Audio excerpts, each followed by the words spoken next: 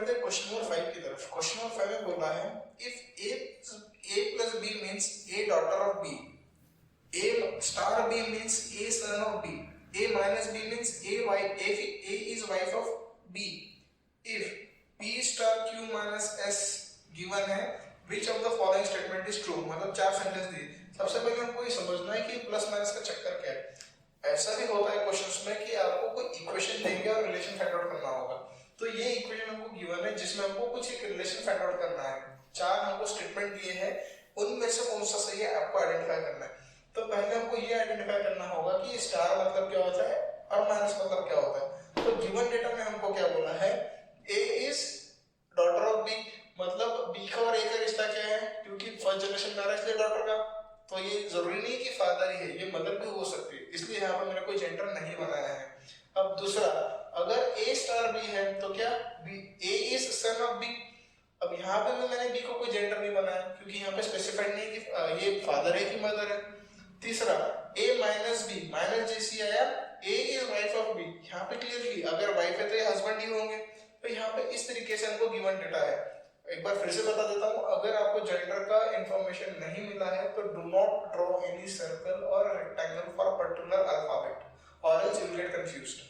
ठीक है, तो यहाँ पे ये हमको गिवन डेटा है, इसके मदद से हमको इसका रिलेशन बनाना है।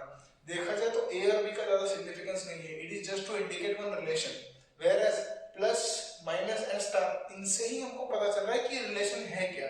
तो यहाँ पे हम देखेंगे कि इन गिवन डेटा के हिसाब से मेरे पास माइनस और स्टार गिवन है, तो हमको पहले माइनस से स्टार्ट करना पड़ेगा। क्यों?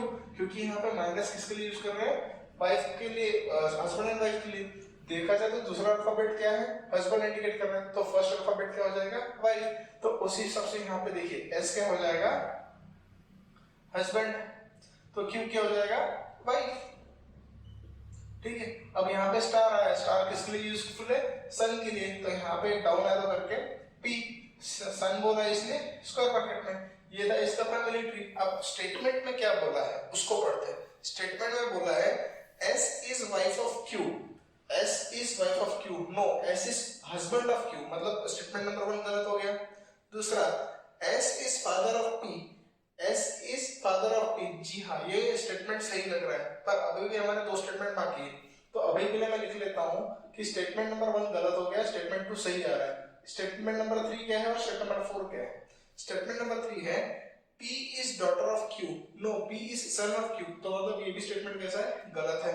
Last, Q is father of P, Q is father of P, no Q is mother of P, मतलब ये भी स्टेटमेंट गलत है। तो कंक्लूजन क्या है, statement number 2 is correct, which is S is father of P। तो ये रहा क्वेश्चन का सॉल्यूशन।